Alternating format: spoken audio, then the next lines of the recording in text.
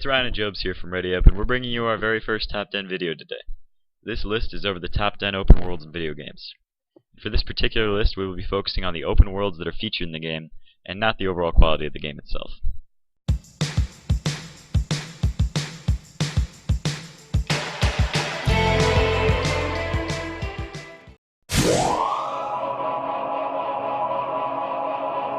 And to start out this list, we have Red Dead Redemption.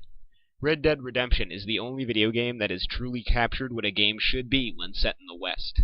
It features several massive locations that span from the southern tip of Texas to northern Mexico, with many massive cities to explore and to travel to, whether it be by a train or your own horse.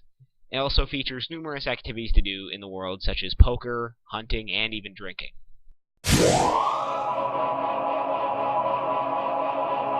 At number 9, we have Assassin's Creed Black Flag.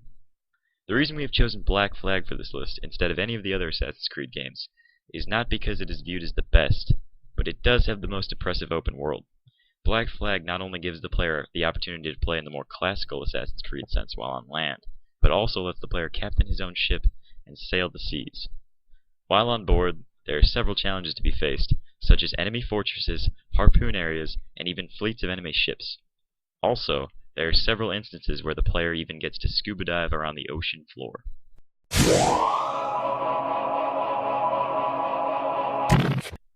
And at number 8, we have Borderlands 1. The reason that I picked Borderlands 1 over Borderlands 2 is because even though Borderlands 2 is a better game overall, Borderlands 1 definitely had the better locations inside of the game, and it was much more fun to run around and collect loot in those areas than it was in Borderlands 2. Borderlands 2 felt very repetitive in its landscapes, and Borderlands 1 felt really fresh with every single place you went to.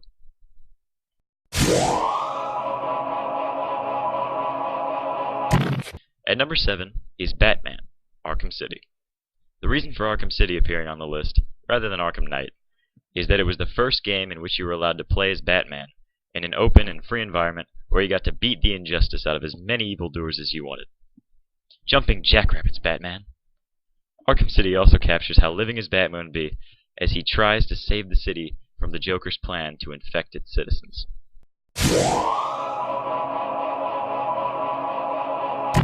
And at number 6, we have Far Cry 3.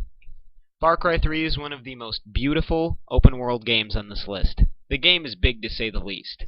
One of the main points of the game is to interact with the wide variety of animals the islands of Far Cry 3 have to offer, such as pigs, Komodo dragons, and sharks.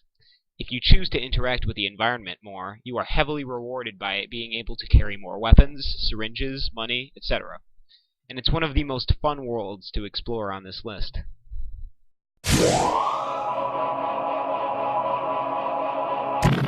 At number 5, we have what many people consider to be one of the greatest games of all time, Fallout 3. Fallout 3 probably does the best job out of any post-apocalyptic video game to create a post-apocalyptic world. The landscapes of Fallout 3 are massive in size and scope. You almost feel overwhelmed by the world as soon as you take your first steps outside of the vault. No game has ever nailed the feeling that you are alone in the world, except for Fallout 3.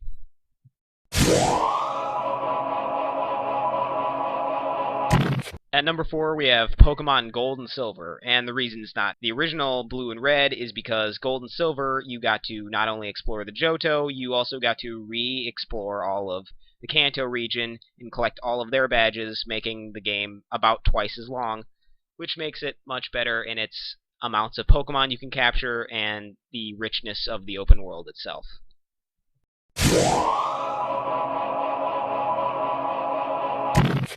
At number 3 on this list, we have Elder Scrolls V, Skyrim.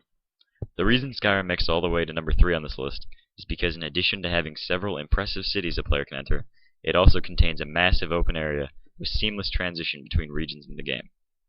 The game also features numerous large underground cavern systems, and this is all included without any of the DLC expansion, which, if purchased, adds several new fortresses or even a whole nother island for the player to explore.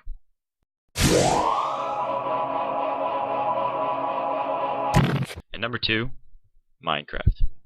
It's pretty obvious why Minecraft makes it all the way to number 2 on this list, and that's because the entire game is based upon a sandbox-style game, in which the player's only real objective is to build upon the environment around you. Minecraft does an excellent job at creating massive open worlds, especially considering how every time you start a new game, it has to generate a whole new world with various biomes and regions in different areas.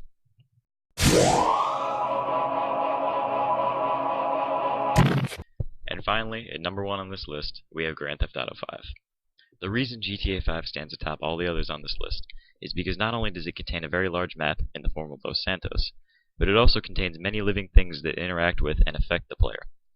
These stretch all the way from everyday citizens to whales and even killer sharks. So when it comes down to it, GTA 5 does the best job of creating a truly living world around the player, as well as providing the player with many activities to do, which include anything from stealing planes to throwing darts and even playing golf. I'm really trying not to hit Caleb right now. Oh, crap! Oh, God! That was so close! I know, it's really hard to get in like a shot.